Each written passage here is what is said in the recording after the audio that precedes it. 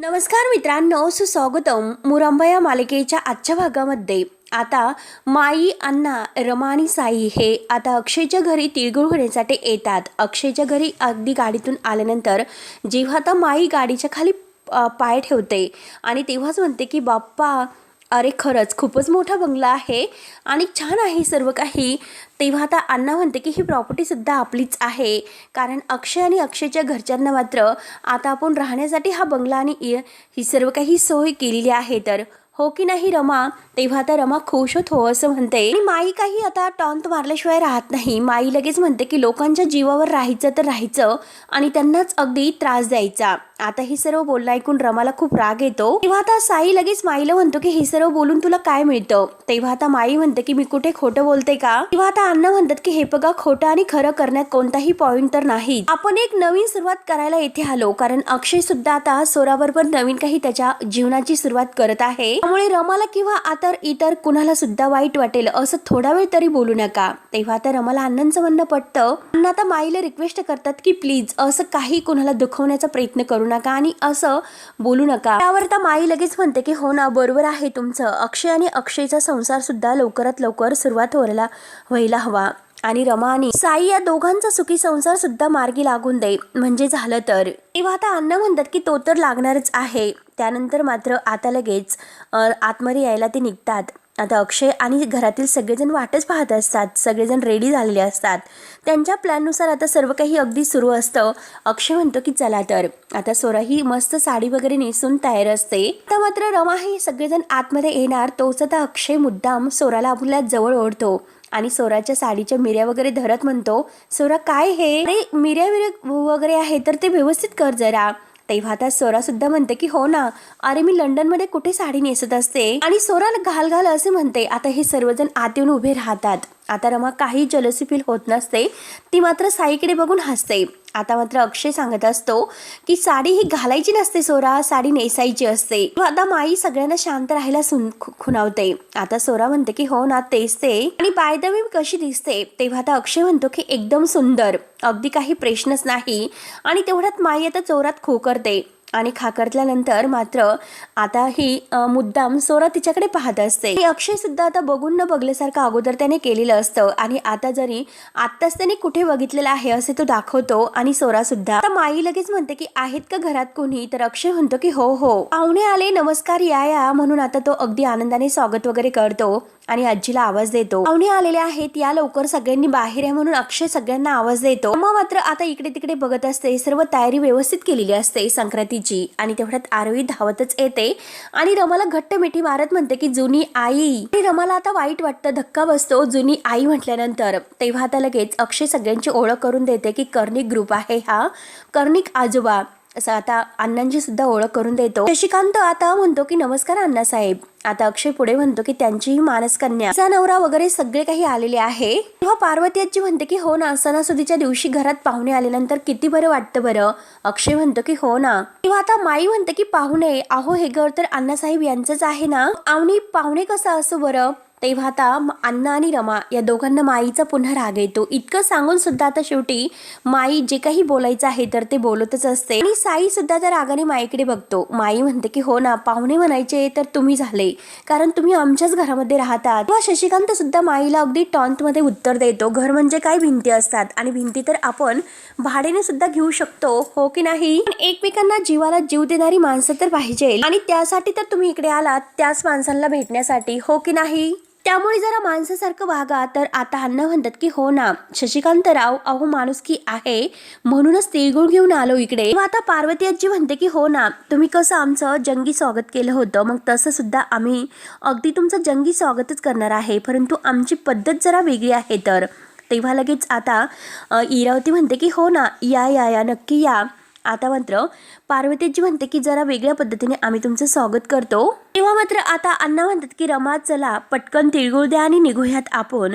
तेव्हा लगेच आता हा शशिकांत म्हणतो की हे बघा अण्णासाहेब, आमच्याकडे पटकन अशी तिळगुळ देण्याची पद्धत वगैरे नसते, कारण हे बघा जे काही आहे ते सगळं काही अगदी स्वतःच्या बायकोला ओळखून मात्र तिच्या हातावर पहिला तिळगुळ ठेवायचो. तेव्हा आता रमा लगेच म्हणते की ह्या सर्वाची काही गरज नाही. तेव्हा आता इरावती लगेच म्हणते की नाही, कसं हा खेळ तर खेळावाच लागतो. आणि काय रमा तू असं करते, तू तर हा खेळ पूर्वी इकडे खेळली नाही असं जसं दाखवते. अगं तू तर खेळलेली आहे हा खेळ, तुला माहिती आहे. कारण कसं आहे की साई आणि रमा या दोघांचं पहिल्यांदा अगदी लग्न ठरलेलं आहे. मग साईच्या डोळ्यावर पट्टी बांधणार. आता मात्र साई समोर मात्र आता 2-3 जणी असे उभे राहणार आणि त्यातून मात्र बरोबर साईने रमाचा हात धरायचा. आणि जेव्हा मात्र तो हात तो ओळखेल बरोबर, तर तिळाचा लाडू अगदी स्वतः त्याने रमाला भरवायचा. चालेल ना तुम्हाला हा खेळ? तेव्हा आता माई विचारते की हा कसला खेळ आहे. तेव्हा आता माई विचारते की कसला खेळ हा, नवीनच पद्धतीचा. तर इरावती म्हणते की अहो नवीन पद्धतीचा कसला, हा रमाला माहिती आहे हा खेळ.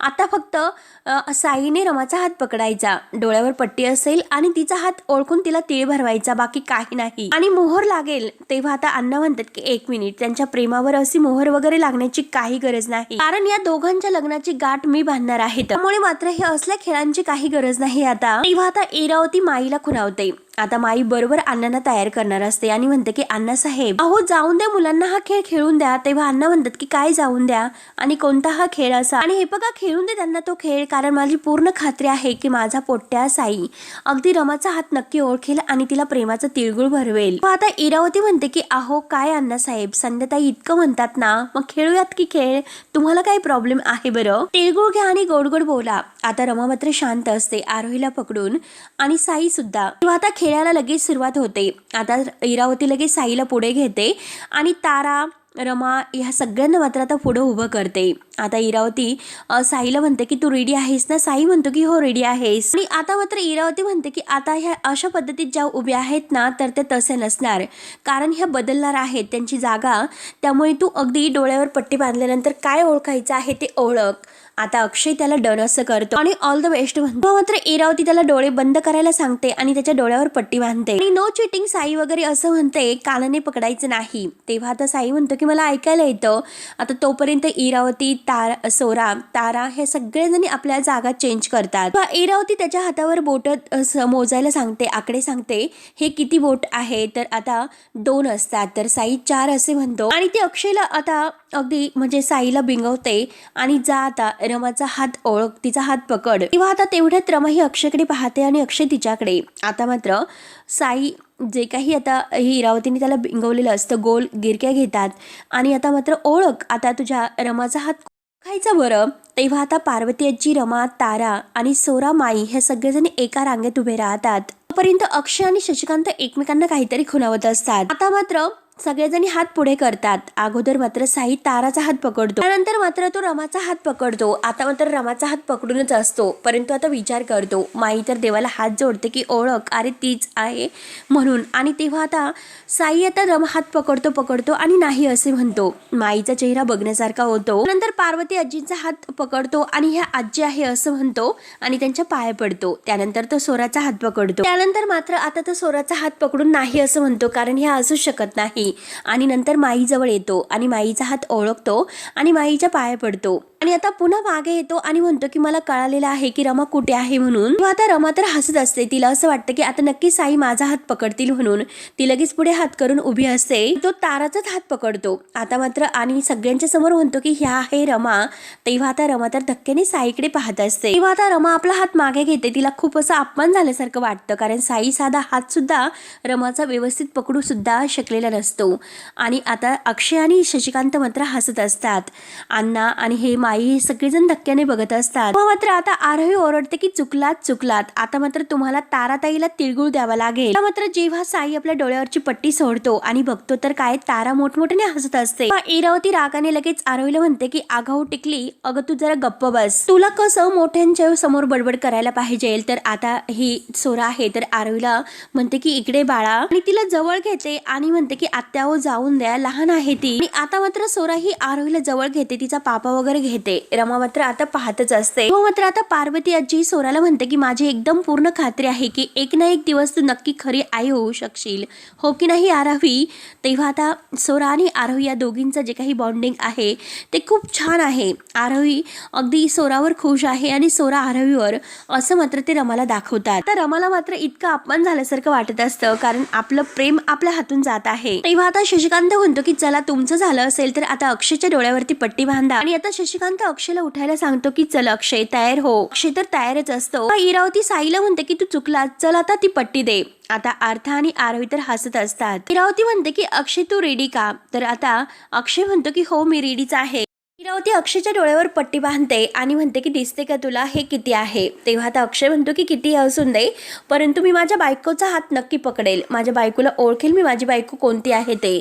म्हणून इरावती आता अक्षयला गोल गोल विंगवते. आता सगळ्यांना अगदी एका रांगेत उभे राहायला सांगतात. आता सगळेजण एका रांगात लेडीज आहे तर ते उभे राहतात. आता साई बघूनच असतो आणि आता इरावती सगळ्यांना मात्र हात पुढे करायला सांगते. आता सगळेजणी हात पुढे करतात. तेव्हा मात्र आता अक्षय सगळ्यांचे हात अगदी धरत असतो आणि चेक करत असतो की रमा नक्की आहे तरी कुठे, कारण त्याच्या मनात फक्त रमा असते आणि रमाचाच हात त्याला शोधायचा असतो. माई लगेच तोरात अगदी त्यांच्या जवळ येते जेथे रमा उभी असते आणि अगदी रागाने झटक्यात ती रमाला मागे करते आणि आपले दोन्ही हात अगदी पुढे धरून उभी असते, जसे रमाच अगदी उभी आहे असं मात्र ती अक्षयला दाखवते. अण्णा आणि साई यांना आता माईचा राग येत असतो की माई जे काही वागत आहे ते चुकीचं वागत आहे. रमाला सुद्धा आता वाईट वाटतं, रमा सुद्धा आता मागे होते. तेव्हा आता अक्षय सगळ्यांचे हात पकडतो आणि सगळ्यांचे हात पकडल्यानंतर शेवटी तो सोराच्या जवळ येतो आणि सोराच्या जवळ येऊन तो आता हात पकडतो आणि आता हात पकडत असतो. तरी आरोही म्हणते की अरे तीच आहे.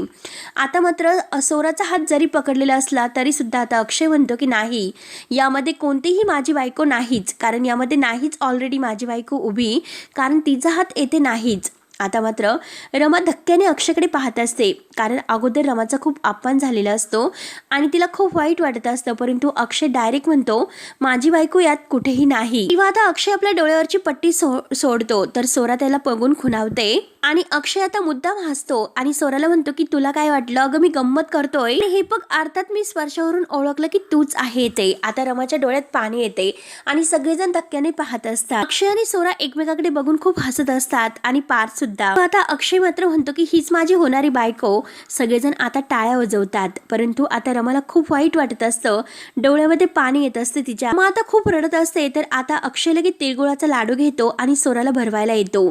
रमा खूप रडत असते. मग आता अक्षय तिच्या हातावर तिळगुळाचा लाडू देतो आणि म्हणतो की तिळगुळ घे आणि गोड गोड बोल, आणि हे बघ तिळगुळाचे लाडू सगळ्यांसाठी आहे, परंतु हा लाडू खास तुझ्यासाठी आहे. आणि तेवढ्यात मात्र आता तिळगुळाच्या लाडूमध्ये त्यांनी अंगठी घालून ठेवलेली असते. आता सोरा एक अगदी घास घ्यायला जाते आणि त्यात अंगठी निघते आणि म्हणते की अंगठी, तर अक्षय खुश होत म्हणते की हो अंगठी ती तुझ्यासाठी. तेव्हा आता लगेच सोरा इतकी खुश होते, सगळेजण टाळ्या वाजवतात आणि अक्षय मात्र अगदी सोराला घट्ट मिठी मारतो रमाकडे बघत. रमा त्याच्याकडे बघत असते आणि अक्षयने सोराला घट्ट अशी मिठी मारलेली असते. अक्षय सोराला घट्ट मिठी मारत म्हणतो की रमा अजून सुद्धा वेळ गेलेली नाही, अडव मला. तिच्याकडे बघत मनात हे सर्व म्हणत असतो.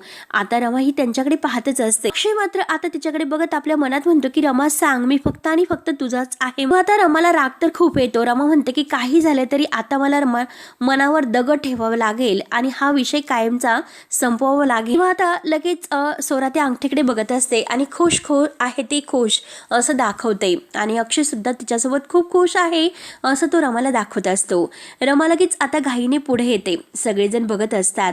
रमा आता सगळ्यांच्या समोर अक्षयला म्हणते की अभिनंदन अक्षय, इतके दिवस मला हे सर्व असंच वाटत होतं की तुम्ही हे सर्व मुद्दाम करतात म्हणून, हा तुमचा हट्ट आहे, पण नाही, हा खरंच म्हणजे तुमचं खरोखर प्रेम आहे सोरावर. रमा मात्र तिळगुळाचा एक लाडू उचलते आणि अक्षयच्या समोर घेऊन येते आणि म्हणते की हा शेवटचा घास, आणि अक्षयला तो तिळगुळाचा लाडू भरवते आणि म्हणते की आता यापुढे मात्र आपल्यामध्ये कोणतंही नातं नाही राहणार, हा शेवटचा घास आहे तुमच्यासाठी. तेव्हा आता सगळ्यांना वाईट वाटतं, सगळेजण धक्क्याने रमाकडे पाहत असतात, मुकादम फॅमिली. परंतु अण्णा आणि माईंना तर आनंद होतोच. अण्णा लगेच म्हणतात की वा रमा, व्हेरी गुड, खरंच मानलं तुला. आता अक्षय आणि सोरा या दोघांना इतकं वाईट वाटतं. आता मात्र अक्षय लगेच खाली बघतो, परंतु माईचा चेहरा लगेच बघण्यासारखा झालेला असतो. ती खूप हसत असते, इतकी तेच म्हणते की हो चला तर जुन्या नात्याचा शेवटी तिळगुळ झाला तर. तेव्हा आता आरवी, आर्था, पार्वती आजी, शशिकांत हे सगळेजण अगदी खाली मान घालून बघत असतात, कारण कुणालाही असं होऊ नये असं वाटत असतं. तेव्हा आता रमा लगेच साईला म्हणते की चला साई, आणि साईचा हात धरते आणि लगेच साईला तेथून घेऊन जात असते. आता इरावती म्हणते की अरे तिळगुळ तर घेऊन जा, कारण इरावतीच्या तर मनासारखं होत असतं. अक्षय आता तोंडाला हात लावतो. इरावती त्यांच्यासमोर अगदी पुढे पुढे तिळगुळ घ्या असं करत असते, परंतु आता सगळी कर्णिक फॅमिली मात्र घाईने तेथून निघून जाते. तेव्हा अक्षय लगेच म्हणतो की हे सर्व काय झाले, आपला प्लॅन फसला. ती जलस होण्याच्या ऐवजी तर मला शुभेच्छा देऊन निघून गेली. आणि आता अक्षय शशिकांतला खुणावतो की काय हे सर्व. शशिकांत म्हणतो की काय करावं या रमाला तेच कळत नाही. आता सोरा सुद्धा म्हणते की हो ना, माय गॉड, अजून किती दिवस आपण हे सर्व नाटक चालू ठेवणार आहोत. तर तेव्हा आता अक्षय म्हणतो की हे चालू तर ठेवावंच लागेल, जोपर्यंत रमा मला मनातील काही सांगत नाही तोपर्यंत, आणि जोपर्यंत रमा आणि अक्षय एकत्र येत नाही ना तोपर्यंत हे नाटक आपल्याला कंटिन्यू करावंच लागेल. नंतर मात्र आता सगळं काही कार्यक्रम वगैरे झाल्यानंतर आता शशिकांत आणि सोरा हे रूम मध्ये येतात. आता शशिकांत विचारच करत असतो एरिया झाल्या मारत. सोरा म्हणते की आज मात्र रमा जे काही बोलत होती ते खरंच माझ्या लक्षातच येत नव्हतं. तेव्हा मात्र आता शशिकांत म्हणतो की हो ना, रमाचं हे रूप बघून मला तर आश्चर्याचा धक्काच बसला, कारण इतकं अगदी कडकपणे आणि इतकं अगदी धाडसाने म्हणजे कधीही ती असं वागत नाहीच, इतकं पॅनिक होण्यासारखं. त्यावर मात्र सोरा विचारते काका आपणच जरा आती नाही ना केलं, म्हणजे खरंच तिला असं वाटलं तर नाही ना की अक्षय तिच्यातून बाहेर पडला, आता अक्षयचं तिच्यावर प्रेम नाही असं काहीतरी तिला वाटले की काय. आता लगेच शशिकांत म्हणतो की शक्यच नाही, कारण रमाला चांगलं माहिती आहे की आता रमाशिवाय अक्षयच्या आयुष्यामध्ये दुसरं कोणीही नाही म्हणून. अक्षयचं तिच्यावर प्रेम आहे हे तिला माहिती आहे. तेव्हा आता सोरा विचारते की मग हे प्रेम तिला कधी उमगणार, आणि आता हे जे काही घडलेलं आहे ना त्यावरून मला असं वाटतं की जोपर्यंत मात्र आमचं लग्न होत नाही तोपर्यंत मात्र तिचा विश्वास बसणार नाही असंच मला वाटते. तेव्हा लगेच आता अक्षय दरवाजा उघडतो आणि आत येतो. तेव्हा आता लगेच अक्षय म्हणतो की मग लग्न करून टाकूयात. आता सोरा धक्क्यानेच अक्षयकडे पाहत असते आणि शशिकांत मात्र आता सोराला खुणावतो की बघ अक्षय काय म्हणतो. आता लगेच सोरा उभी राहते आणि म्हणते की काय बोलतोस अक्षय, लग्न, अरे मॅड अक्षय. तर अक्षय म्हणतो की बघा आता नाटक करण्याची ही परिस्थिती आहे ती बदललेली आहे, आणि त्यासाठी मात्र आपल्याला पुढचं पाऊल टाकावंच लागेल, रमाला भानावर आणण्यासाठी आपल्याला हे सर्व करावंच लागेल.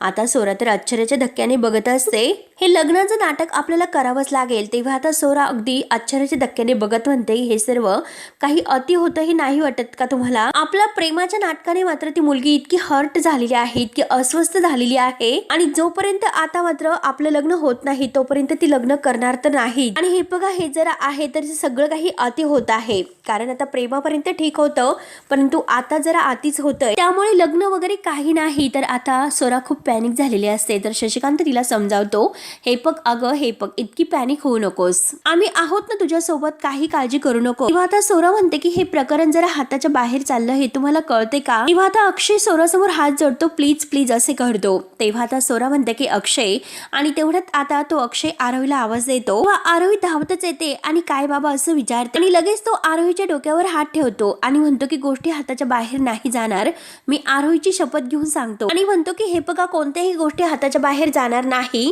तुम्हाला सुद्धा घाबरण्याची काही गरज नाही, आणि मी या परिस्थितीचा गैरफायदा घेत नाही. मी तुम्हाला अगदी खात्रीने सांगतो माझं रमावर प्रेम आहे, माझ्या रमाला परत माझ्या आयुष्यामध्ये आणण्यासाठी आणि तिला परत मिळवण्यासाठी हे सर्व मी करत आहे. आणि हे बघा मला तुम्हाला त्रास द्यायचा नाही, तुम्हाला त्रास व्हावा असा माझा कोणताही हेतू नाही, म्हणून अक्षयने अजूनपर्यंत आरोहीच्या डोक्यावर हात ठेवलेला असतो. आता सोरा म्हणते की अक्षय अरे थांब जरा, मला असं काही नाही म्हणायचं, हे बघ माझा सुद्धा तो उद्देश नाही इनफॅक्ट. आणि सोरा मात्र आता प्रचंड असे विचार करत असते, ती डोळे वगैरे बंद करून घेते, तिला एकतर खूप टेन्शन येतं आणि ती स्वतःला शांत करत असते आणि नक्की काय डिसिजन घ्यायचा आहे याचा ती विचार करते. तेव्हा आता सोरा म्हणते की ठीक आहे, तुझ्या प्रेमावर विश्वास तर आहे ना, आणि हे बघ माझा तुझ्यावर आणि रमाच्या नात्यावर अगदी विश्वास आहे तर, आणि हे बघ त्यासाठी मात्र तुमच्या दोघांना एकत्र आणण्यासाठी जे काही करावं लागेल, जे नाटक करावं लागेल त्यात मी तुझी साथ द्यायला तयार आहे.